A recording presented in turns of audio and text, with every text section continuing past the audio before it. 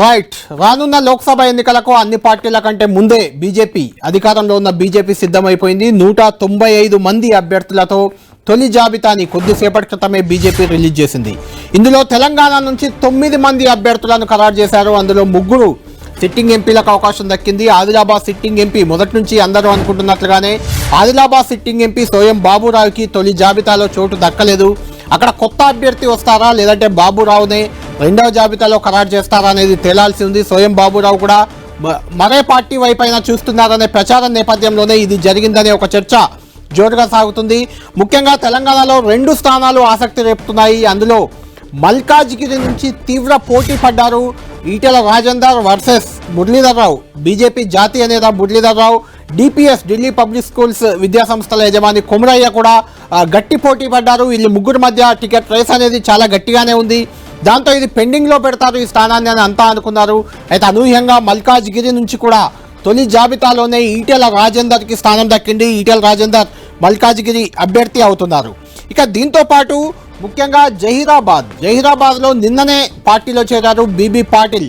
Sitting MP కూడా ఆయనకు ticket వస్తుందా రాదా, ఆయనకు ఎలాంటి హామీ ఇవ్వలేదని ఈరోజు ఉదయమే రాష్ట్ర అధ్యక్షుడు కిషన్ రెడ్డి కూడా అంటే జహీరాబాద్లో బీబీ పాటిల్కి అవకాశం ఇవ్వొద్దంటూ అక్కడ కొంతమంది బీజేపీ నాయకులు కార్యకర్తలు ఆందోళనకు దిగిన సందర్భంలో ఎలాంటి హామీ ఇవ్వలేదు బీబీ పాటిల్కి, అది అధిష్టానం నిర్ణయం తీసుకుంటుందంటూ కిషన్ రెడ్డి చెప్పడంతో ఇక్కడ అవకాశం ఉంటుందా లేదా అనే ఒక చర్చ జోరుగా సాగింది. అయితే జహీరాబాద్ కూడా తొలి జాబితాలోనే అవకాశం దక్కింది.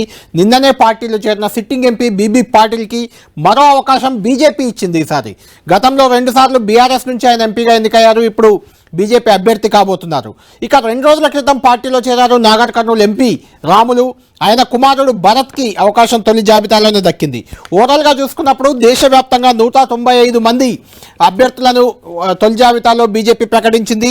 వారణాసి నుంచి ప్రధాని నరేంద్ర మోడీ, గాంధీనగర్ నుంచి అమిత్ షా పోటీ చేయబోతున్నారు. అత్యధికంగా ఉత్తరప్రదేశ్ నుంచి 51 మంది అభ్యర్థులను తొలి జాబితాలో బీజేపీ ప్రకటించింది. ఆ తర్వాత పశ్చిమ బెంగాల్లో 26 మంది, మధ్యప్రదేశ్లో 24 మంది అభ్యర్థులను ఖరారు చేశారు. రాజస్థాన్, గుజరాత్ నుంచి 15 చొప్పున, కేరళ నుంచి 12 మంది, తెలంగాణ నుంచి 9 మంది అభ్యర్థులు ఖరారయ్యారు. తెలంగాణలో అభ్యర్థులను ప్రకటిస్తూ బీజేపీ జాతీయ ప్రధాన కార్యదర్శి వినోద్ ప్రకటించారు. ఆయన ఒకసారి బయట చూద్దాం మనం.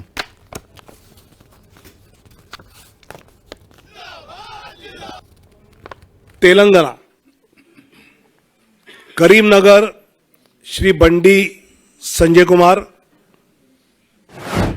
निजामाबाद अरविंद धर्मापुरी, जहीराबाद बीबी पाटिल, मलकजगिरी इटेला राजेंदर, सिकंदराबाद श्री जी किशन रेड्डी, हैदराबाद श्रीमती डॉक्टर माधवी लता, चेलवेल्ला कोंडा विश्वेश्वर रेड्डी जी,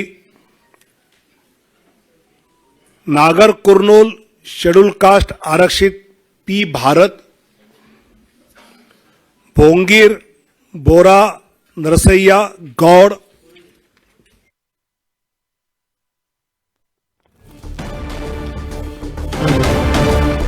ఓకే,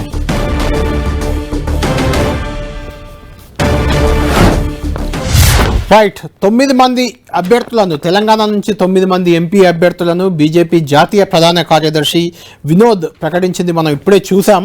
ఆ 9 మంది అభ్యర్థులు ఏంటి, వారికి ఏ రకంగా అవకాశం దక్కింది అనేది మనం చూద్దాం. స్క్రీన్ పై కనిపిస్తున్నారు 3 సిట్టింగ్ ఎంపీలు. ప్రస్తుతం సికింద్రాబాద్ నుంచి కిషన్ రెడ్డి సిట్టింగ్ ఎంపీగా ఉన్నారు.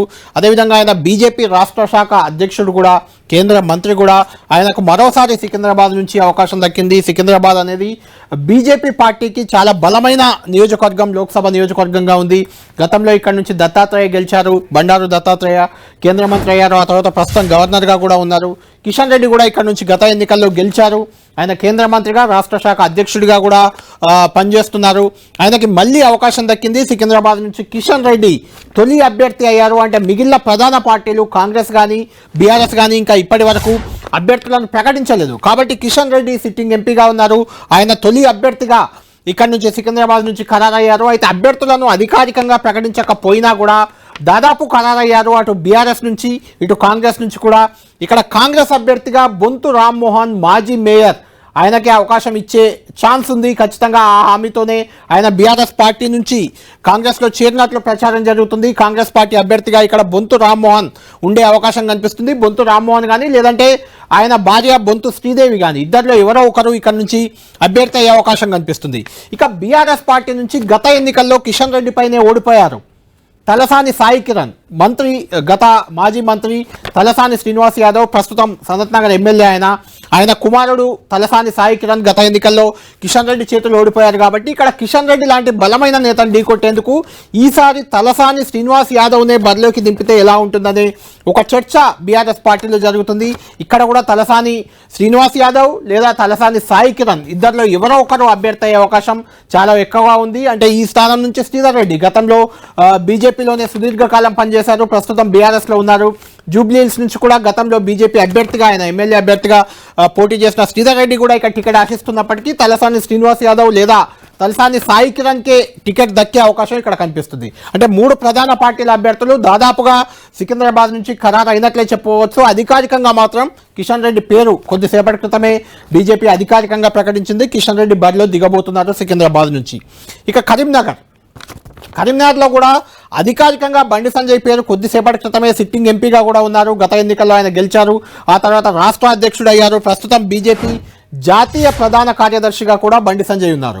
అయితే బండి సంజయ్ ఇక్కడ మరోసారి పోటీ చేసేందుకు రెడీ అవుతుంటే గత ఎన్నికల్లో బండి సంజయ్ పై ఓడిపోయిన వినోద్ కుమార్ ఆల్రెడీ అధికారికంగా ప్రకటించకపోయినా ఆయన ప్రచారంలోకి వెళ్ళిపోయారు. వినోద్ కుమారే, బోయినపల్లి వినోద్ కుమార్ అక్కడ బీఆర్ఎస్ అభ్యర్థిగా ఆల్రెడీ ప్రచారం చేసుకుంటున్నారు. బోయినపల్లి వినోద్ కుమార్, బండి సంజయ్ మధ్య ఖచ్చితంగా ఇక్కడ పోటీ అనేది హోరాహోరీగా సాగే అవకాశం ఉంది. అయితే ఇక్కడ కాంగ్రెస్ పార్టీ నుంచి కూడా దాదాపు అభ్యర్థులు ఇద్దరిని పరిశీలిస్తున్నారు. ఇద్దరిలో ఎవరో ఒకరికి వెలిచాల రాజేందర్ రావు అనే అభ్యర్థిని పరిశీలిస్తున్నారు. అదేవిధంగా ప్రవీణ్ రెడ్డి మాజీ ఎమ్మెల్యే, ఉస్నాబాద్కు చెందిన మాజీ ఎమ్మెల్యే ప్రవీణ్ రెడ్డి కూడా చాలా బలమైన నాయకుడు. సామాజిక సమీకరణాల రీత్యా కూడా ప్రవీణ్ రెడ్డి కూడా బలమైన అభ్యర్థి అవుతారు. అంటే ప్రవీణ్ రెడ్డి లేదా రాజేందర్ రావులో ఒకరు కాంగ్రెస్ అభ్యర్థి కాబోతున్నారు. బండి సంజయ్ ఇక్కడ మరోసారి బరిలో దిగబోతున్నారు. బోయినపల్లి వినోద్ గతంలో ఓడిపోయారు ఒకసారి, ఆ తర్వాత గెలిచారు, మళ్ళీ ఓడిపోయారు, ఈసారి మళ్ళీ పోటీ చేయబోతున్నారు. అంటే బండి సంజయ్ వినోద్ కుమార్ మధ్య ఇక్కడ మళ్ళీ పోటీ జరగబోతుంది, అది తేలిపోయింది. ఇక్కడ కూడా దాదాపు అభ్యర్థులకు సంబంధించి అన్ని ప్రధాన పార్టీలు ఒక క్లారిటీకి వచ్చాయని చెప్పుకోవచ్చు.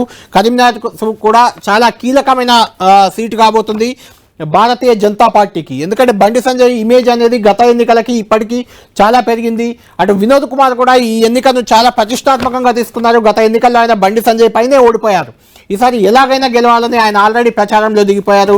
ఇద్దరి మధ్య హోరాహోరీ పోరు ఉండబోతుంది. కాంగ్రెస్ అభ్యర్థి ఎవరవుతారు అనే దానిపైనే వీరిద్దరిలో ఎవరికి ఎలాంటి అవకాశం ఉంటుంది అనేది తేలే అవకాశం మనకు కనిపిస్తుంది. ఇక ధర్మపురి అరవింద్ గత ఎన్నికల్లో అంతకుముందు సిట్టింగ్ ఎంపీగా కవిత 2014లో ఆమె సిట్టింగ్ ఎంపీగా ఉన్నారు, గెలిచారు. అప్పుడు 2014లో తొలిసారి గెలిచారు. సిట్టింగ్ ఎంపీగా 2019లో అంటే గత ఎన్నికల్లో ఆమె సిట్టింగ్ ఎంపీగా నిజామాబాద్ నుంచి బరిలో దిగారు. ఆమె పైన కొత్త అభ్యర్థిగా అప్పటి వరకు రాజకీయాల్లో ఎక్కడా పోటీకి అవకాశం దక్కలేదు, ఆయన పోటీ చేయలేదు. కొత్త అభ్యర్థిగా బరిలో దిగిన ధర్మపురి అరవింద్ అనూహ్యంగా విజయం సాధించారు. అప్పుడు సీఎం కూతురుగా ఉన్న కల్వకుంట్ల కవితని ధర్మపురి అరవింద్ ఓడించి ఒక సంచలనం సృష్టించారు. ఇప్పుడు మళ్ళీ అరవింద్కి అవకాశం దక్కింది. ఖచ్చితంగా అరవింద్ గత 5 ఏళ్లుగా కూడా పసుపు బోర్డు విషయంలో, ముఖ్యంగా పసుపు బోర్డు తెస్తానని ఒక హామీ, ఒక బాండ్ పేపర్తో గత ఎన్నికల్లో కలకలం సృష్టించారు. రైతులందరికీ బాండ్ పేపర్ రాసిచ్చారు పసుపు బోర్డు తెస్తానని. నిజంగానే ఆయన పసుపు బోర్డు తెచ్చారు, ప్రధాని మోడీతో ప్రకటన చేయించారు. ఖచ్చితంగా పసుపు బోర్డు తెచ్చిన అంశం అనేది ధర్మపురి అరవింద్కి కొంత అనుకూలంగా మారే అవకాశం ఉంది. ఎందుకంటే పసుపు బోర్డు అక్కడికి నిజామాబాద్కు తేవడం, రెండవది 15,000 మద్దతు ధర ఈ మధ్య కాలంలో క్వింటాల్కి నిజామాబాద్లో 15,000 14,000 పసుపు క్వింటాల్కి ధర పలికింది. అంటే అంత భారీ స్థాయిలో పసుపు రైతులు ఉండడం, వాళ్ళకు మద్దతు ధర విషయంలో సంతృప్తి కలగడం, ఈ అంశాలన్నీ కూడా ధర్మపురి అరవింద్కి కొంత అడ్వాంటేజ్గా మారే అవకాశం ఉంది. ఈసారి కల్వకుంట్ల కవిత లాంటి బలమైన అభ్యర్థి కూడా బరిలో దిగట్లేదు. కవితకి ఈసారి బీఆర్ఎస్ పార్టీ టికెట్ ఇవ్వట్లేదు. ఆమె ఎమ్మెల్సీగా ఉన్నారు కాబట్టి అదే కంటిన్యూ చేయాలని నిర్ణయం బీఆర్ఎస్ పార్టీ తీసుకుంది. ఇక్కడ ఎవరు అభ్యర్థి అవుతారు, బీఆర్ఎస్ పార్టీ నుంచి ఎవరు అభ్యర్థి అవుతారు అనేది కూడా తేలట్లేదు. అదే సమయంలో కాంగ్రెస్ అభ్యర్థి ఎవరు అనేది కూడా తేలట్లేదు. అంటే బలమైన అభ్యర్థి ధర్మపురి అరవింద్పై బరిలో దిగే కాంగ్రెస్ అభ్యర్థి ఎవరు, బీఆర్ఎస్ అభ్యర్థి ఎవరు, ఆ రెండు ప్రధాన పార్టీలు ఇంకా నిర్ణయం తీసుకోలేదు. నిజానికి బలమైన అభ్యర్థులు కూడా ఆ రెండు పార్టీల నుంచి ఎవరూ లేరు. అయితే ఒక్కటే ఒక ఆప్షన్ ఏంటంటే రెండు పార్టీలు కూడా జీవన్ రెడ్డి, ఎల్ రమణ వాళ్ళిద్దరూ జగిత్యాల నియోజకవర్గానికి చెందిన వ్యక్తులు. జీవన్ రెడ్డిని కాంగ్రెస్ పార్టీ అభ్యర్థిగా బరిలో దింపే ఆలోచన చేస్తుంది. ఎల్ రమణ ఎమ్మెల్సీగా, ఇద్దరు ఎమ్మెల్సీలుగా ఉన్నారు. జీవన్ రెడ్డి ఎమ్మెల్సీగా ఉన్నారు, ఎల్ రమణ కూడా బీఆర్ఎస్ ఎమ్మెల్సీగా ఉన్నారు. రమణను బీఆర్ఎస్ పార్టీ, జీవన్ రెడ్డిని కాంగ్రెస్ పార్టీ, ఇద్దరు ఎమ్మెల్సీలను బరిలో దింపాలి ఇక్కడ నిజామాబాద్ పార్లమెంటు స్థానం నుంచి అని ఆలోచిస్తుంది. నిజంగానే వాళ్ళిద్దరిని బరిలో దింపితే అది ధర్మపురి అరవింద్కి మరో అడ్వాంటేజ్ అయ్యే అవకాశం ఉంది. ఎందుకంటే వాళ్ళిద్దరూ ఉమ్మడి కరీంనగర్ జిల్లాలోని జగిత్యాల నియోజకవర్గానికి చెందిన నేతలు. అంటే జగిత్యాల, కోరుట్ల ఈ రెండు ప్రాంతాల్లో కొంత ఓటు బ్యాంక్ అనేది చీలుతుంది. వాళ్ళిద్దరి మధ్య ఓటు బ్యాంక్ చీలుతుంది. మిగిలిన నియోజకవర్గాల్లో 5 నియోజకవర్గాలు నిజామాబాద్ పరిధిలోకి వస్తాయి, నిజామాబాద్ ఉమ్మడి జిల్లా పరిధిలో ఉంటాయి. కాబట్టి ఖచ్చితంగా అది ధర్మపురి అరవింద్కి అడ్వాంటేజ్ అయ్యే అవకాశం మనకు కనిపిస్తుంది. ధర్మపురి అరవింద్కి అటు పసుపు బోర్డు, ఇటు అభ్యర్థుల ఖరారు ఈ రెండు ఉండగా ఆయన ప్రచారంలో ఆల్రెడీ దిగిపోయారు. ఖచ్చితంగా నిజామాబాద్ నుంచి ధర్మపురి అరవింద్కి కొంత అడ్వాంటేజ్ కనిపిస్తుంది. చూడాలి అది ఎలా ఉండబోతుంది అనేది మనం చూడాలి. ఇక ముగ్గురు సిట్టింగ్ ఎంపీలను పక్కన పెడితే ముగ్గురు కొత్త అభ్యర్థులుగా మనం చెప్పాలి. అంటే కొండా విశ్వేశ్వరరెడ్డి గతంలో ఎంపీగా పనిచేశారు, ఎంపీగా పోటీ చేశారు. అయితే ఆయన బీజేపీ నుంచి చేయలేదు. గతంలో 2014లో ఆయన బీఆర్ఎస్ ఎంపీ అభ్యర్థి బరిలోకి గెలిచారు. 2019లో అంటే గత ఎన్నికల్లో ఆయన కాంగ్రెస్ అభ్యర్థి అయిపోయారు. అక్కడి నుంచే చేవెళ్ళ నుంచే కాంగ్రెస్ ఎంపీ అభ్యర్థి అయ్యారు, ఓడిపోయారు. అప్పుడు 2 సార్లు కూడా అక్కడ బీఆర్ఎస్ గెలిచింది. మొదటిసారి కొండా విశ్వేశ్వరరెడ్డి బీఆర్ఎస్ తరఫున గెలిస్తే 2019లో అంటే గత ఎన్నికల్లో కొండా విశ్వేశ్వరరెడ్డి కాంగ్రెస్ అభ్యర్థి అయితే ఆయన పైన బీఆర్ఎస్ అభ్యర్థిగా పోటీ చేసిన రంజిత్ రెడ్డి గెలిచారు.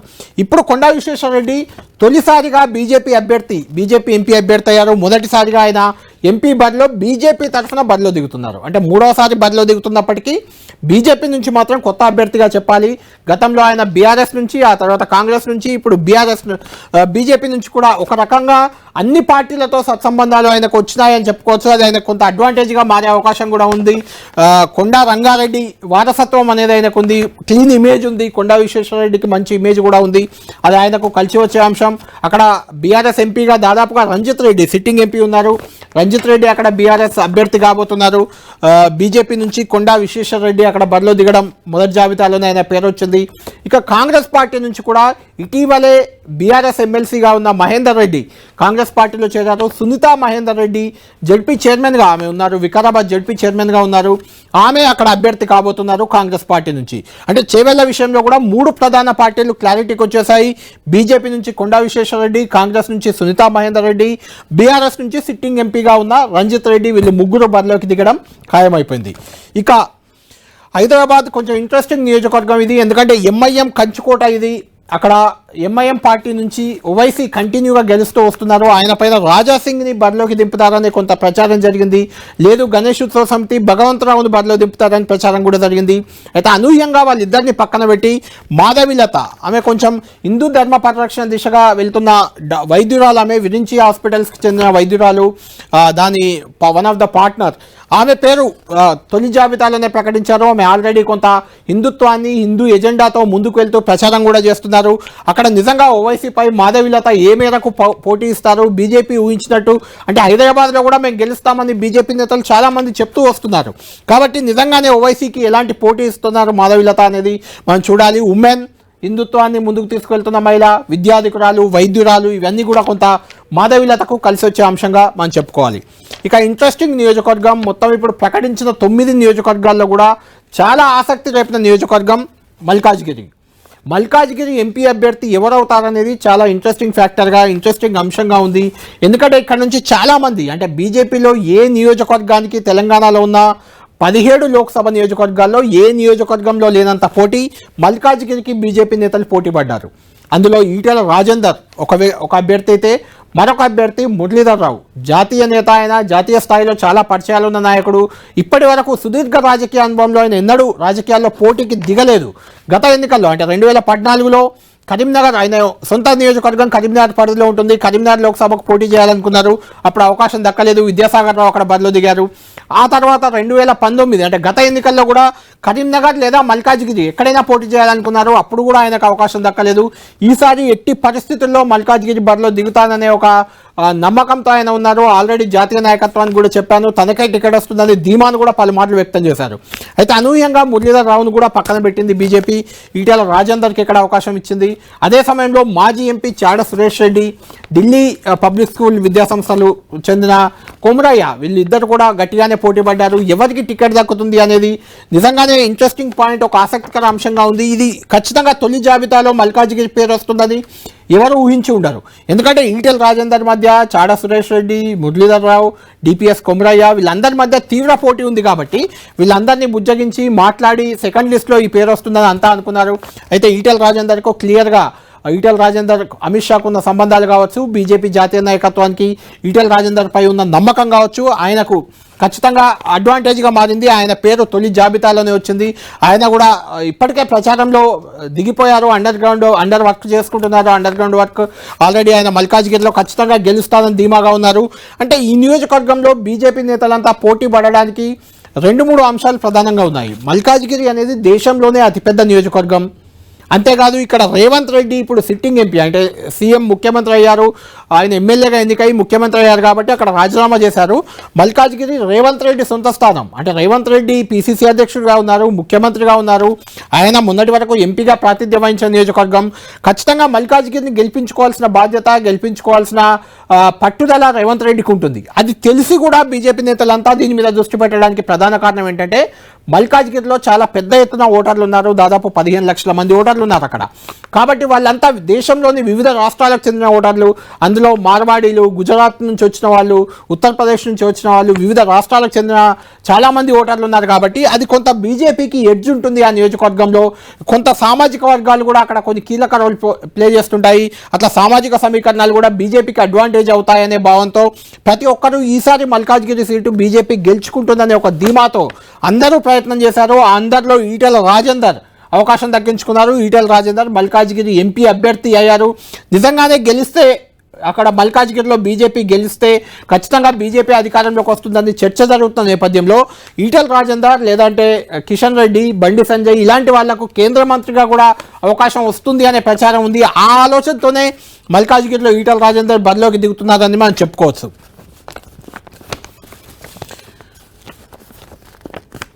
నెక్స్ట్ మరో 3 నియోజకవర్గాలు ఈరోజు ప్రకటించినవి. బూర నర్సయ్య గౌడ్, భువనగిరి. గత 2 సార్లు కూడా, అంటే 2014లో, 2019లో 2 సార్లు ఆయన బీఆర్ఎస్ తరఫున అక్కడి నుంచే, భువనగిరి నుంచే బరిలో దిగారు. 2014లో గెలిచారు. 19లో సిట్టింగ్ ఎంపీగా మరోసారి ఆయన బీఆర్ఎస్ నుంచి బరిలో దిగారు. కేవలం స్వల్ప తేడా 5,000 ఓట్లతో మాత్రమే ఆయన కోమటిరెడ్డి వెంకటరెడ్డిపై ఓడిపోయారు. అక్కడ గౌడ సామాజిక వర్గానికి కూడా కొంత ఓటు బ్యాంక్ బలంగా ఉంది. బూర నర్సయ్య గౌడ్ కూడా మంచి ఇమేజ్ ఉంది. గతంలో తెలంగాణ ఉద్యమంలో ఆయన డాక్టర్స్ జేఏసీ పేరుతో చేసిన ఆందోళన కార్యక్రమాలు కానీ, ఉద్యమాలు కానీ అవే ఆయన్ను మొదటిసారి ఎంపీగా గెలిపించాయి. ఆ తర్వాత రెండవసారి కూడా ఖచ్చితంగా గట్టి పోటీ ఇచ్చినప్పటికీ కొంత నల్గొండ, భువనగిరి ప్రాంతాల్లో కాంగ్రెస్ పార్టీకి ఉన్న క్షేత్రస్థాయి బలం అనేది బూర నర్సయ్య గౌడ్ను గత ఎన్నికల్లో దెబ్బతీసిందని చెప్పొచ్చు. అదే సమయంలో గుర్తులు, అంటే కారు గుర్తులు కోల్పోయిన మరో గుర్తుల వల్ల కూడా బూర నర్సయ్య గౌడ్కి అక్కడ ఓటమి ఎదురైంది. అయితే ఈసారి ఖచ్చితంగా బీజేపీ చరిష్మా ఉంటుంది, మోడీ చరిష్మా ఉంటుంది, గౌడ సామాజిక వర్గం అండదండలు ఉంటాయి. తాను ఉద్యమంలో, తెలంగాణ ఉద్యమంలో పనిచేసిన తన ఉద్యమాన్ని గుర్తిస్తారు, గెలుస్తాననే ధీమా బూర నర్సయ్య గౌడ్లో ఉంది. ఇక్కడ భువనగిరిలో కూడా అటు బీఆర్ఎస్ కానీ, ఇటు కాంగ్రెస్ కానీ ఇంకా అభ్యర్థులు ఎవరిని ఖరారు చేయలేదు. అటు కాంగ్రెస్ పార్టీ నుంచి కూడా చాలామంది పోటీ పడుతున్నారు.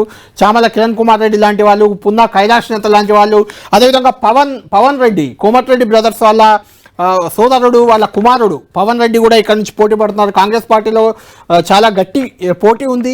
ఇక్కడ ఖచ్చితంగా టికెట్ వస్తే గెలుస్తామనే ధీమా కాంగ్రెస్ పార్టీలో ఉంది. ఇక బీఆర్ఎస్ పార్టీ కూడా ఇక్కడ ఈ నియోజకవర్గాన్ని, బూర నర్సయ్య గౌడ్ బీసీ కాబట్టి బీసీకే ఇవ్వాలనే ఒక ఆలోచనలో ఉంది. ఎవరికి ఇస్తారు అనేది మనం చూడాల్సి ఉంది. భువనగిరి మాత్రం బీఆర్ఎస్ పార్టీ బీసీ అభ్యర్థిని బరిలో దింపే అవకాశాలు అయితే కొంత కనిపిస్తున్నాయి. ఇక ఆ 2 నియోజకవర్గాల గురించి మనం ప్రత్యేకించి చెప్పుకోవాలి. జహీరాబాద్, నాగర్ కర్నూల్.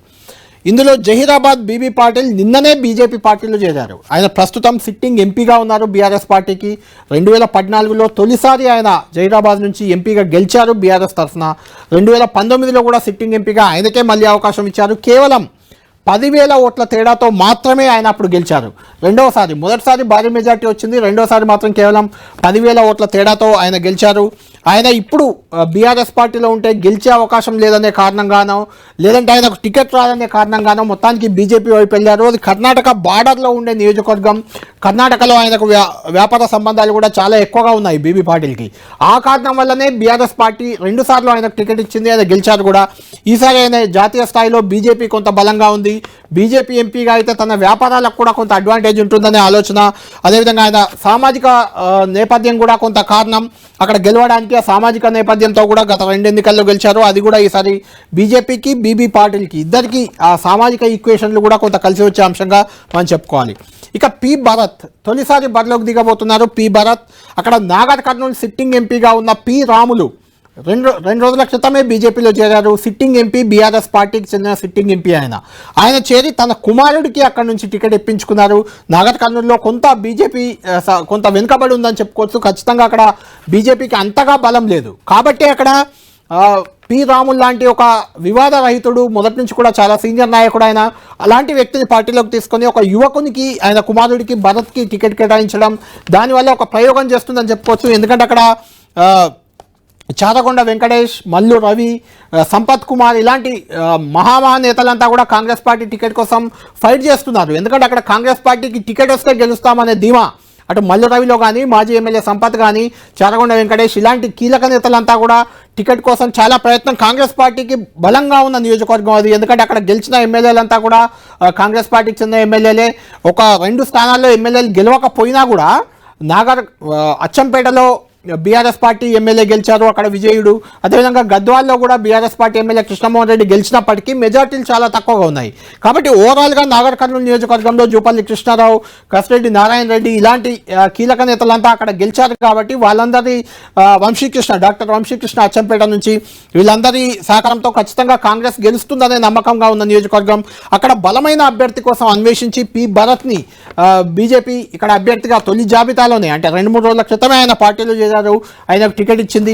నాగర్ కర్నూలు నుంచి బీఆర్ఎస్ అభ్యర్థిగా రాములు వెళ్ళిపోయారు కాబట్టి అచ్చంపేట నుంచి మొన్న ఎన్నికల్లో ఓడిపోయిన గువ్వాల బాలరాజు బరిలోకి దిగే అవకాశం అయితే చాలా ఎక్కువగా ఉంది. చూడాలి. ఏదేమైనా బీజేపీ ప్రకటించిన ఈ 9 స్థానాలు అనేవి ఖచ్చితంగా అన్ని రకాలుగా సామాజిక సమీకరణాలు కానీ, బలమైన అభ్యర్థులను తీసుకొని కానీ ఏ రకంగా చూసినా గెలుపు గుర్రాలను గుర్తించి ప్రకటించినట్లే మనకు కనిపిస్తుంది. ఈ 9 స్థానాలపై ఖచ్చితంగా బీజేపీ హోప్ పెట్టుకుంది. ఇందులో మెజారిటీ స్థానాలు గెలుస్తామనే ధీమా బీజేపీ రాష్ట్ర పార్టీలో ఉంది, జాతీయ పార్టీలో కూడా ఉంది. ఈ 9 పోతే మిగిలిన 8 నియోజకవర్గాలకు ఇంకా అభ్యర్థులను ప్రకటించలేదు. ఆ 8 నియోజకవర్గాల్లో అభ్యర్థులను ఎందుకు ప్రకటించలేదు అనేది కొద్దిసేపు అయిన తర్వాత చూద్దాం. ముందు ఈ 9 అభ్యర్థులకు సంబంధించి అదేవిధంగా జాతీయ స్థాయిలో బీజేపీ 195 మందిని ప్రకటించింది. దాని వెనుక ఏ సమీకరణాలు పనిచేశాయి, 195 మంది అభ్యర్థుల ప్రకటనలో దేన్ని ప్రధానంగా ప్రాతిపదికగా బీజేపీ తీసుకుంది, ఇలాంటి అంశాలకు సంబంధించి ఢిల్లీ నుంచి మా ప్రతినిధి గోపి లైవ్లో అందుబాటులో ఉన్నారు. గోపితో మాట్లాడదాం. ముందు గోపి, మొత్తం అన్ని పార్టీల కంటే ముందే బీజేపీ 195 మంది అభ్యర్థులతో జాబితా ప్రకటించింది. టార్గెట్ 400, ఎన్డీఏ టార్గెట్ 400 అని పెట్టుకొని ముందుకు వెళ్తుంది. అయితే 195 మందిలో ప్రధానంగా ఏ అంశాలు ప్రభావితం చేశాయి, వీళ్ళకి అవకాశం ఇవ్వడానికి ప్రధానంగా ఏ సామాజిక సమీకరణాల గెలుపు అంశమే దోహదం చేసిందా, ఇంకేమైనా చేశాయా, టికెట్ దక్కని ప్రముఖులు ఎవరైనా ఉన్నారా ఇందులో? ఎస్ కళ్యాణ్, ఇది ఒక విన్నింగ్ లిస్ట్ గా బీజేపీ చెప్తోంది. 3వసారి అధికారమే లక్ష్యంగా ఈసారి సొంతగా 370 స్థానాలు, ఎన్డీఏతో కలిసి 400 పైగా స్థానాల లక్ష్యాన్ని బీజేపీ పెట్టుకుంది. అందులో భాగంగా ఒక మ్యాసివ్ లిస్ట్ అయితే ఈరోజు విడుదల చేయడం జరిగింది. ఇండియా కూటమి ఓ పక్క పొత్తులు, అలాగే సీట్ల సర్దుబాటు విషయంలో తడబడుతుంటే ఇటు బీజేపీ మాత్రం ఒకేసారి 195 మంది అభ్యర్థుల జాబితా, 100కు పైగా అభ్యర్థులు వస్తారనుకున్నారు. కానీ ఇంత మొత్తంలో ముఖ్యంగా లోక్సభలో 1/3, ముఖ్యంగా 30% వరకు సీట్లను ఒకేసారి ఫస్ట్ లిస్ట్ లో అనౌన్స్ చేయడం జరిగింది. సో 16 రాష్ట్రాలు, 2 కేంద్ర పాలిత ప్రాంతాలకు సంబంధించి ముఖ్యంగా ఈ ఫస్ట్ లిస్ట్ లోనే నేమ్స్ అనౌన్స్ చేయడం జరిగింది. ప్రధానంగా 34 మంది కేంద్ర మంత్రులకి ఈ ఫస్ట్ లిస్ట్ లో అవకాశం దక్కడం జరిగింది. అంతేకాదు ఇటు 195 సీట్లలో ముఖ్యంగా యువకులకి ఎక్కువగా అవకాశం కల్పించడం జరిగింది. 47 మంది యువకులకి అవకాశం కల్పించారు లోక్సభ ఎన్నికల బరిలో. అలాగే 28 మంది మహిళలు, అలాగే షెడ్యూల్ క్యాస్ట్ కి సంబంధించి 27 మంది, షెడ్యూల్ ట్రైబ్స్ కి సంబంధించి 18 మంది, అలాగే ఓబీసీస్కి సంబంధించి 57 మంది. ఈ విధంగా అన్ని వర్గాల వారికి కూడా సమ ప్రాధాన్యత కల్పించే విధంగా ముఖ్యంగా వీళ్ళ ఎంపిక విషయానికి వస్తే చూసినట్లయితే కనుక ముఖ్యంగా గెలుపు అవకాశాలు కీ కాన్స్టిట్యున్సీస్కి సంబంధించి అక్కడ అభ్యర్థులకు ఉన్న పాపులారిటీ కానీ వాళ్ళకి గ్రౌండ్ లెవెల్లో క్షేత్రస్థాయిలో వాళ్ళకున్న గుర్తింపు, అలాగే గెలిచే అవకాశాలు, సామాజిక సమీకరణాలు, వాళ్ళు ఏ వర్గానికి సంబంధించిన వారు, అలాగే ఆ నియోజకవర్గాల్లో ఎవరి ఓట్ బ్యాంక్ ఎక్కువగా ఉంది, ఇటువంటి అంశాలతో పాటుగా ముఖ్యంగా ప్రత్యర్థి పార్టీలకు సంబంధించిన అభ్యర్థులను అక్కడ ఢీకొట్టగలరా, ఇటువంటి అన్ని అంశాలను కూడా ఈ సర్వే అంశాలను కూడా పరిగణలోకి తీసుకోవడం జరిగింది. సో వీటన్నిటిని పరిగణలోకి తీసుకుని గెలిచే అభ్యర్థులకి అవకాశాన్ని ఇచ్చామని చెప్పి బీజేపీ జాతీయ నాయకత్వం చెప్తోంది. సో ఖచ్చితంగా చాలా చోట్ల సిట్టింగ్ ముఖ్యంగా కేంద్ర మంత్రులకు కూడా అవకాశం దక్కని పరిస్థితి ఉంది. న్యూఢిల్లీ ఎంపీ మీనాక్షి లేఖి ప్రధానంగా ప్రస్తుతం ఆమె కేంద్ర మంత్రిగా ఉన్నారు, కేంద్ర సాంస్కృతిక శాఖ అలాగే విదేశీ వ్యవహారాల సహాయ మంత్రిగా ఆవిడ ఉన్నారు. కానీ ఆవిడకి ఈసారి టికెట్ నిరాకరించడం జరిగింది. ఢిల్లీలో 5 సీట్లు ప్రకటిస్తే 4 స్థానాల్లో కొత్త అభ్యర్థులు ప్రకటించడం జరిగింది. సో ఖచ్చితంగా షఫలింగ్ కూడా జరిగింది. సిట్టింగ్ ఎంపీలకు చాలా చోట్ల సీటు కేటాయించలేదు. ప్రధానంగా తెలంగాణ విషయానికి వస్తే ఒక సిట్టింగ్ స్థానానికి సంబంధించి ఆదిలాబాద్ స్థానానికి సంబంధించి స్వయం బాపురావు ఒక సిట్టింగ్ ఎంపీగా ఉన్నారు, కానీ ఆయన పేరు జాబితాలో లేదు. 3 సిట్టింగ్ ఎంపీలకు మాత్రమే ఈరోజు మళ్ళీ వాళ్ళ సీట్లను వాళ్ళకే కేటాయించడం జరిగింది. సో ఆదిలాబాద్ పర్యటన కూడా ఉంది ప్రధాని మోడీది ఎల్లుండు. సో ఇటువంటి సందర్భంలో ఆదిలాబాద్ స్థానాన్ని ఎందుకు కేటాయించలేదు? సో గెలిచే అవకాశాలు లేవా, లేక మరే ఇతర సమీకరణాలు ఏమైనా బీజేపీ ఆలోచిస్తుందా అనేది కూడా మనం వేచి చూడాల్సి ఉంటుంది. సో ఖచ్చితంగా ఈ లిస్ట్ అనేది విన్నింగ్ లిస్ట్ 30% సీట్స్కి సంబంధించి ఖచ్చితంగా గెలిచే క్యాపబిలిటీ ఉన్న నేతలందరికీ కూడా ముఖ్యంగా అవకాశం కల్పించడం జరిగింది. ప్రధాని మోడీ మరోసారి వారణాసి నుంచి పోటీ చేయబోతున్నారు, అమిత్ షా గాంధీనగర్ నుంచి పోటీ చేయబోతున్నారు. సో కేంద్ర మంత్రులు 34 మందికి చాలా చోట్ల ముఖ్యంగా ఎవరైతే ఇటీవల రాజ్యసభ రెన్యువల్ కాలేదో వాళ్ళలో కూడా ముఖ్యంగా భూపేంద్ర యాదవ్ కానీ మరికొంతమంది ఇటీవల రాజ్యసభకి రెన్యువల్ కాకుండా కేంద్రంలో మంత్రులుగా ఉన్నారు. సో వాళ్ళకు కూడా లోక్సభ ఎన్నికల బరిలో నిలపడానికి బీజేపీ వాళ్ళ పేర్లను కూడా భూపేంద్ర యాదవ్ని ముఖ్యంగా లోక్సభ ఎన్నికల బరిలో నిలబెడుతూ ఈరోజు ఆయన పేరుని ప్రకటించడం జరిగింది. సో ఈ విధంగా మెజారిటీ స్టేట్స్కి సంబంధించి ఇటు ఇండియా కూటమికి ఏమాత్రం ఛాన్స్ ఇవ్వకుండా వాళ్ళ సీట్ల సర్దుబాటు తరుణంలోనే ముఖ్యంగా గత 2019లో మార్చి 29వ తేదీన ఈ రోజు కంటే ముఖ్యంగా 27 రోజులు ఆలస్యంగా 5 ఏళ్ల క్రితం ముఖ్యంగా ఎన్నికల షెడ్యూల్కి తర్వాత ముఖ్యంగా అభ్యర్థుల ప్రకటన అనేది చేయడం జరిగింది. గతసారి మార్చి 10 2019లో మార్చి 10 షెడ్యూల్ వచ్చింది. సో ఈసారి ఎన్నికల షెడ్యూల్ కంటే ముందుగానే అంటే 50 రోజులు టైం ఉండేటట్టుగా ప్రచార కార్యక్రమాలకి షెడ్యూల్ కంటే ముందుగానే అభ్యర్థులను అనౌన్స్ చేస్తే కనుక జాతీయ నాయకత్వం గ్రౌండ్ లెవెల్లోకి వెళ్ళడానికి ఈజీగా ఉంటుంది. అలాగే ముఖ్యంగా అభ్యర్థులు ప్రచార కార్యక్రమాలకి వీటన్నిటికీ ఉపయోగకరంగా ఉంటుందన్న ఆలోచనలో భాగంగానే ఒక మ్యాసివ్ లిస్ట్ అయితే విడుదల చేయడం జరిగింది. ఒక విన్నింగ్ లిస్ట్ అని చెప్పి కూడా బీజేపీ నాయకత్వం చెప్తోంది. అలాగే మార్చి 6వ తేదీన సెకండ్ లిస్ట్కి సంబంధించిన మళ్ళీ బీజేపీ కేంద్ర ఎన్నికల కమిటీ సమావేశం జరగబోతోంది మోడీ నేతృత్వంలో. సో ఆ రోజు మిగతా అభ్యర్థులు తెలంగాణ నుంచి మరో 8 స్థానాలు పెండింగ్లో ఉన్నాయి కాబట్టి సో సెకండ్ లిస్ట్కి సంబంధించి మార్చి 6వ తేదీన బీజేపీ కేంద్ర కార్యాలయంలో మరో సమావేశం జరగబోతుంది ఆ రోజు సాయంత్రం. సో ఆ రోజు మిగతా అభ్యర్థులకు సంబంధించిన జాబితాను కూడా బీజేపీ జాతీయ నాయకత్వం విడుదల చేయబోతోంది. అంటే గోపి ఇక్కడ మనం అంటే సౌత్ విషయానికి వస్తే కర్ణాటక నుంచి జాబితాలో ప్రకటించలేదు ఎవరి పేర్లు కూడా. కర్ణాటక అదేవిధంగా ఆంధ్రప్రదేశ్ కూడా లేదు. ఎందుకంటే ఆంధ్రప్రదేశ్లో కొంత జనసేన అదేవిధంగా టీడీపీ ఆ పొత్తు చర్చలు జరుగుతున్నాయి కాబట్టి దాన్ని పెండింగ్లో పెట్టారనుకోవచ్చు. అదేవిధంగా కర్ణాటకలో జేడీఎస్తో ఆల్రెడీ పొత్తు కుదిరింది బీజేపీకి. అయినా ఎందుకు ఈ 2 కీలక స్టేట్లు కర్ణాటకలో చాలా సర్వేల్లో కూడా కర్ణాటకలో బీజేపీ ఎడ్జ్లో ఉందని కూడా వస్తుంది. ఎందుకు ఈ రెండింటిని పెండింగ్లో పెట్టారనుకోవచ్చు? కర్ణాటకలో ముఖ్యంగా ఇటు కర్ణాటక కానీ ఆంధ్రప్రదేశ్ కానీ దక్షిణాదిలో ఇవి ఫోకస్డ్ స్టేట్స్ ముఖ్యంగా బీజేపీకి. తమిళనాడు కేరళలో కూడా అభ్యర్థులను ఈరోజు కేరళకు సంబంధించి మెజార్టీ అభ్యర్థులను ప్రకటించడం జరిగింది. సో తమిళనాడుకి సంబంధించి ఇంకా చర్చ జరుగుతోంది. సో ఖచ్చితంగా దక్షిణాది రాష్ట్రాల నుంచి ఎక్కువ సీట్లు 90 సీట్లు లక్ష్యం పెట్టుకుంది ఈసారి. ఎప్పుడు కూడా నార్త్ వేవే బీజేపీని కాపాడుతుంది. లాస్ట్ 2 టర్మ్స్ కూడా 2014 కానీ 19 కానీ ఉత్తరాది రాష్ట్రాల నుంచి ఎక్కువగా లోక్సభ సీట్లను సాధించుకున్న పరిస్థితి. ఈసారి దక్షిణాది రాష్ట్రాలపైన ఫోకస్ పెట్టడం జరిగింది. అందులో భాగంగా కర్ణాటకలో అసెంబ్లీ ఇటీవల అక్కడ అధికారాన్ని కోల్పోవడం జరిగింది. సో ఇప్పుడు కర్ణాటకలో ప్రభుత్వ వ్యతిరేకతను క్యాష్ చేసుకోవాలని చెప్పి చూస్తోంది. సో జేడీఎస్తో కలిసి ఈసారి బరిలోకి దిగబోతోంది కాబట్టి సో పొత్తులో ఉన్న స్టేట్స్కి సంబంధించి కర్ణాటక కానీ ఆంధ్రప్రదేశ్ కానీ అటు జేడీఎస్తో ఇప్పటికే రాజ్యసభ ఎన్నికల్లో వాళ్ళు కలిసి పోటీ చేశారు. సో అక్కడ అభ్యర్థులకు సంబంధించిన కసరత్తు జరుగుతోంది. ముఖ్యంగా ఒక్కలిగలు లింగాయత్లు సో సామాజిక సమీకరణాల ఆధారంగా అక్కడ సీట్ల కేటాయింపు చేయాల్సి ఉంటుంది. ఇతర పార్టీల నుంచి కాంగ్రెస్ నుంచి అసంతృప్తులు పార్టీలోకి వస్తారని చెప్పి భావిస్తున్నారు. సో అందులో భాగంగానే కొంత సీట్ల ప్రకటన ఆలస్యం అవుతుంది. అలాగే ఆంధ్రప్రదేశ్కి సంబంధించి కూడా టీడీపీ బీజేపీ జనసేన ఈ మూడు పార్టీలకు సంబంధించిన పొత్తు అంశం పెండింగ్లో ఉంది. సో ఈ 6వ తేదీ దానికి సంబంధించి ఆలోపు ఒక ప్రకటన వచ్చే అవకాశం ఉంది. పొత్తుకు సంబంధించి స్పష్టత ఇచ్చిన తర్వాత ముఖ్యంగా 5 నుంచి 6 లోక్సభ స్థానాలు మనకు అందుతున్న సమాచారం ప్రకారం 5 నుంచి 6 లోక్సభ స్థానాలు బీజేపీ ఏపీలో డిమాండ్ చేస్తున్నట్లుగా తెలుస్తోంది.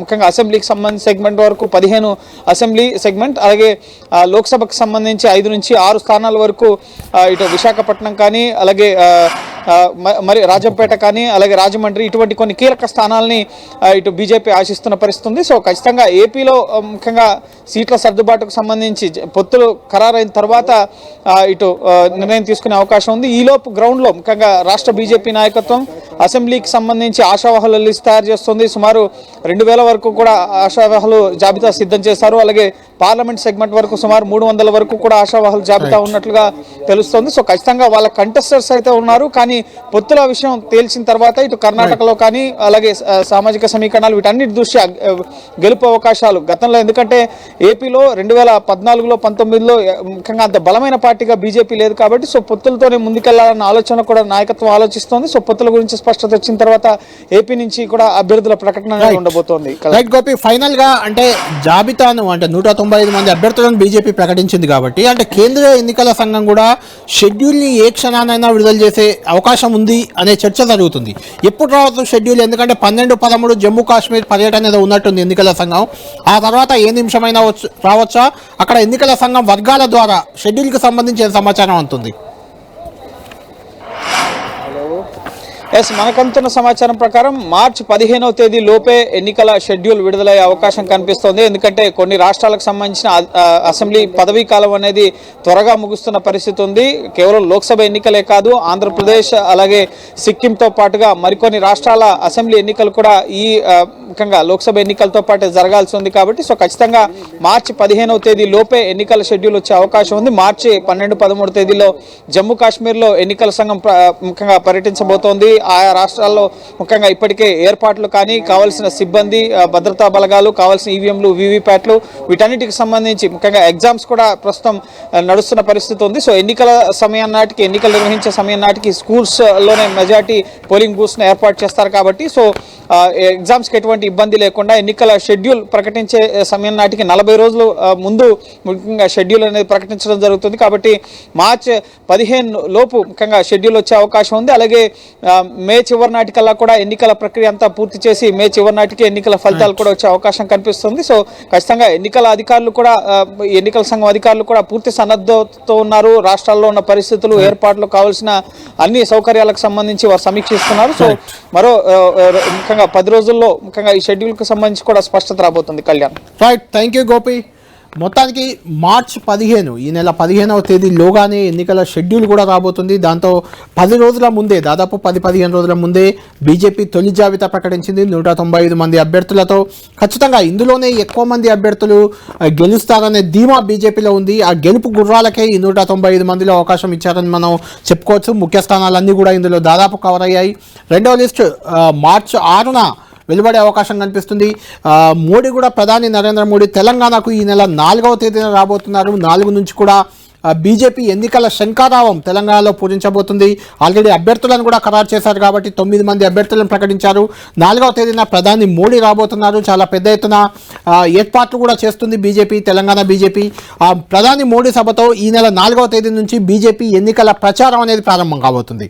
ఇక ఈ నెల 6వ తేదీన కాంగ్రెస్ పార్టీ కూడా మహబూబ్ నగర్ జిల్లా నుంచి ఎన్నికల శంఖారావాన్ని పూజించబోతుంది. 6వ తేదీన సీఎం రేవంత్ రెడ్డి, పిసిసి అధ్యక్షుడు కూడా రేవంత్ రెడ్డి ఉన్నారు కాబట్టి ఆయన ఆ సభకు హాజరు కాబోతున్నారు. 6వ తేదీ నుంచి కాంగ్రెస్ పార్టీ ఎన్నికల సమరం ప్రారంభం కాబోతుంది.